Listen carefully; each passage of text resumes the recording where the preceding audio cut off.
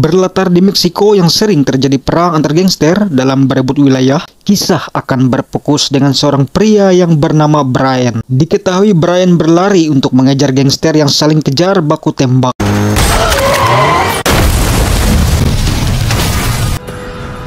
Entah apakah yang memicu Brian sehingga dengan ekspresi marahnya ia melakukan hal ini kepada salah satu mobil gangster yang tersisa. Aksinya yang terbilang konyol membuat Brian menempatkan dirinya menjadi sasaran berikutnya dengan perhitungan tak pasti dan terencana sehingga akhirnya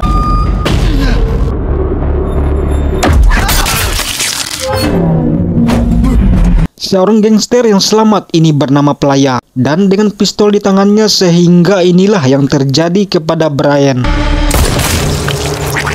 Selamat datang dan berjumpa kembali. Seperti biasa, luangkan waktunya dengan memberikan semangat bagi saya melalui like. Dukungan dari kalian semua sangatlah berarti. Tanpa kalian, channel ini bukanlah apa-apa. Sebelumnya saya ucapkan terima kasih. Tanpa spoiler di awal, cerita pun dilanjutkan kembali.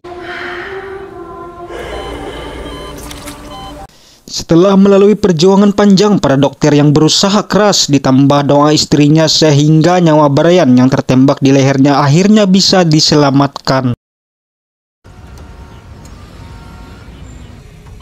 Kejadian yang menimpa Brian memanglah terkait kriminal sehingga seorang detektif yang bernama Dennis yang dikarenakan kondisi Brian masih belum stabil, belum bisa dimintai keterangan, maka Dennis pun meninggalkan kartu namanya. Sebagai seorang istri yang tabah, saya selalu setia menemani Brian membimbing masa pemulihan suaminya itu.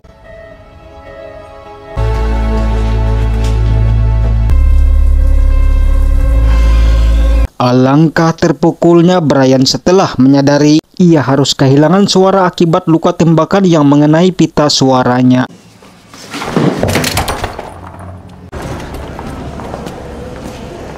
Setelah beberapa bulan menjalani perawatan akhirnya dinyatakan pulih, maka sudah saatnya kembali ke rumah meninggalkan rumah sakit. Saat di jalan Brian menjumpai hal-hal yang berkaitan dengan gangster. Saya hanya bisa memaklumi mengingat kejadian yang sudah menimpa Brian yang tentunya meninggalkan trauma.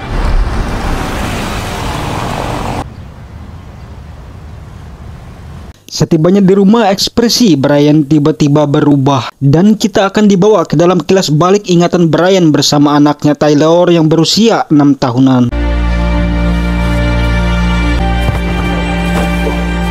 Entah apakah yang terjadi dengan Taylor sehingga membuat Brian tampak terpukul dan saya dengan sabar tetap menemani menenangkan Brian. Hingga sampai kita melihat sebuah surat kabar yang menyimpulkan bahwa anaknya Taylor tewas terkena peluru nyasar akibat perang antar gangster yang terjadi. Sebagai seorang istri, saya juga merasa terpukul, tak tega sebenarnya melihat Brian menghabiskan hari-harinya dengan meminum alkohol. Namun ia tak mampu mencegahnya mengingat kejadian yang telah menimpanya. Sesekali saya ingin tahu perkembangan psikologis Brian, namun apa yang dia dapat hanya kekosongan dan kehampaan. Brian hanya menghabiskan hari-harinya dengan merenung sambil ditemani alkohol.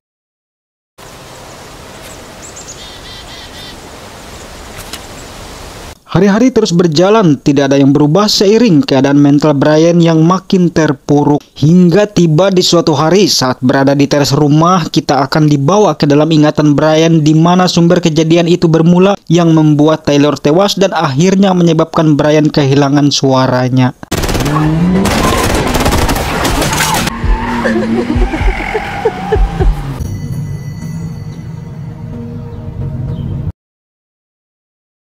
Didasari dari ingatan tersebut yang menjadikan Brian terobsesi sehingga ia memutuskan berhenti meratapi nasib, membuang kebiasaannya dan teringat akan kartu nama yang ditinggalkan oleh detektif Dennis.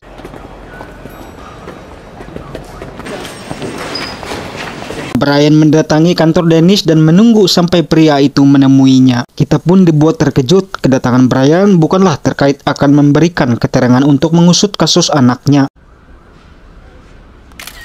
Akan tetapi Brian justru memanfaatkan dengan mengambil beberapa foto gangster dari papan investigasi tersebut. Setelah mendapatkan foto dari beberapa gangster yang ia ingat terkait dirinya, maka ia pun bergegas pergi.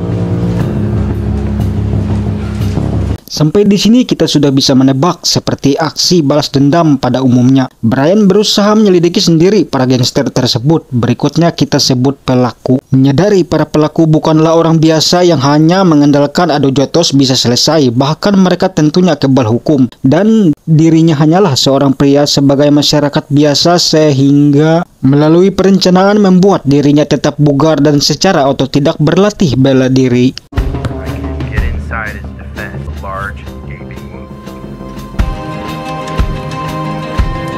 Dan seperti yang kita tahu di awal tidak ada yang berjalan mulus. Dibutuhkan ketekunan dan kesabaran. Dan Brian yang mengetahui semua itu butuh proses agar tetap konsisten, maka ia membuat agenda selama 3 bulan.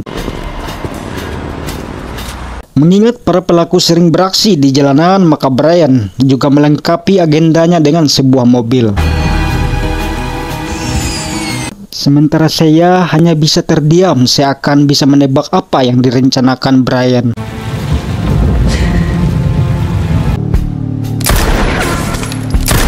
Selain harus bugar dan bisa bela diri, tentunya poin penting dalam menghadapi pelaku, maka Brian berlatih menembak. Hingga akhirnya saya yang sudah tidak tahan lagi dan mengetahui rencana Brian, maka ia memutuskan meninggalkan Brian dan kembali ke orang tuanya.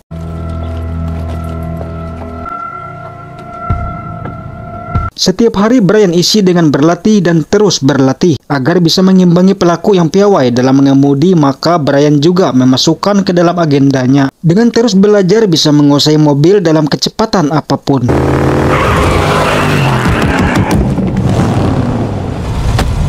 Entah dapat uang dari mana, pekerjaan asalnya apa tidak dijelaskan, namun semua materi yang ia perlukan dalam rencananya semua bisa didapatkan. Untuk melengkapi itu semua tidak mungkin hanya mengandalkan keahlian tanpa strategi. Maka Brian mengambil beberapa foto dari markas pelaku untuk dipelajari. Singkat kisah, 1 bulan sudah dilewati. Dengan berlatih dan berlatih, tentunya dengan ketekunan ia mulai pandai dan terbiasa.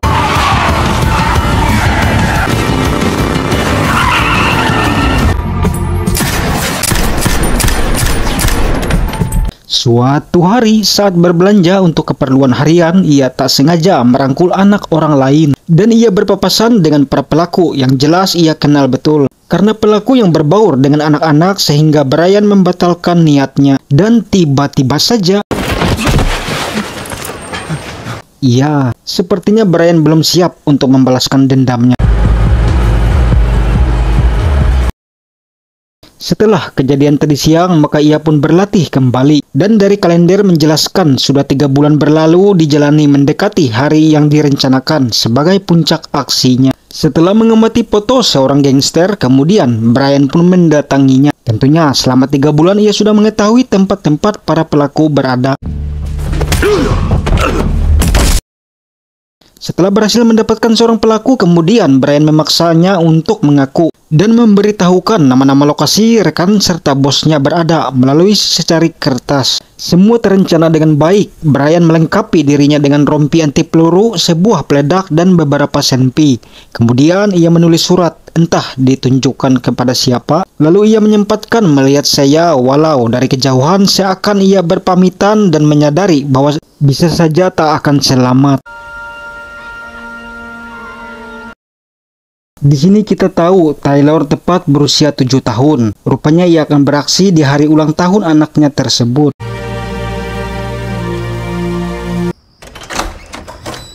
Singkat kisah, ia mengirimkan pelaku yang ia tangkap kepada detektif Dennis. Dan Dennis juga mendapatkan info terkait para pelaku serta tempat-tempat lokasi mereka berada.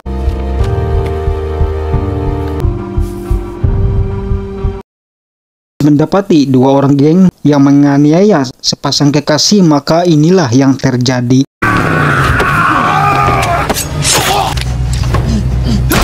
Karena ini pertama kalinya ia mengirim seseorang ke alam baka sehingga ia muntah. Kemudian ia mengirimkan pesan peringatan kepada Playa. Berdasarkan info dari Brian, sehingga detektif Dennis mengarahkan kepolisian untuk memburu para pelaku. Terjadilah baku tembak dan Brian memanfaatkan momen itu untuk menyingkirkan para anak buah pelaya.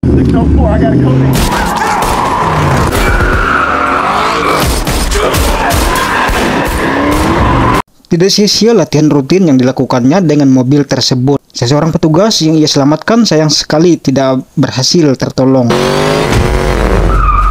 Buah pelaya merekam dan mengirim kejadian itu kepada pelaya. Brian kemudian mendapatkannya dan mengirim peringatan itu. Pelaya pun mengingat bahwa Brian adalah pria yang ia tembak waktu itu. Beberapa anak buahnya pun diperintahkan agar segera menghabisi Brian dengan imbalan $5.000. Dengan tekad bulat dan pelatihannya sehingga layaknya gangster ia juga bisa mengimbangi serangan mereka.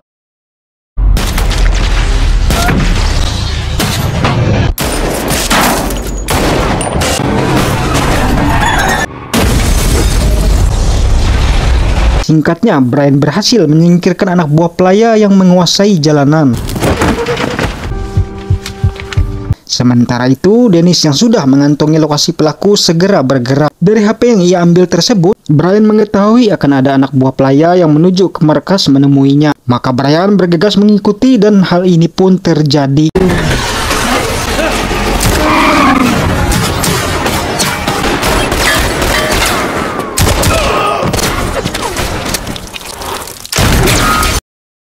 Tembak-tembakan terus terjadi dengan semua persiapan sehingga perlahan tapi pasti ia bisa mengatasi anak buah pelaya yang berdatangan. Beruntung menggunakan rompi dan dibekali bela diri, akhirnya Brian tiba di atas tempat pelaya berada. Kemudian ia memasang peledak yang sudah dipersiapkan. Tiba-tiba ia diserang kaki tangan pelaya. Terjadi pergelutan dan ya, peledak tadi cukup membantu. Brian tampak kesulitan karena pengaruh narkoba sehingga lawannya terlihat kuat.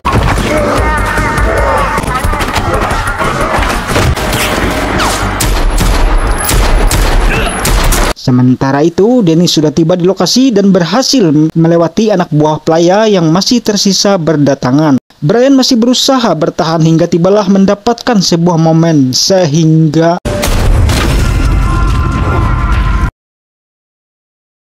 akhirnya mereka berdua bertemu. Namun tiba-tiba saja mereka ditembaki dengan brutal oleh seorang ledisnya pelaya yang berada di bawah pengaruh narkoba.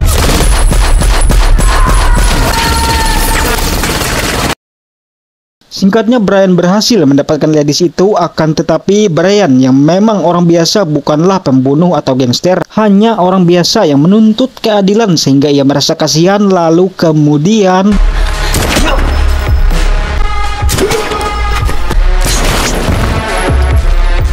terpaksa Brian harus melakukannya dan akhirnya tibalah bertemu pelaya. Dan di sini entah kenapa juga pelaya tidak menembak kepala, malah menembaki rompi anti peluru sehingga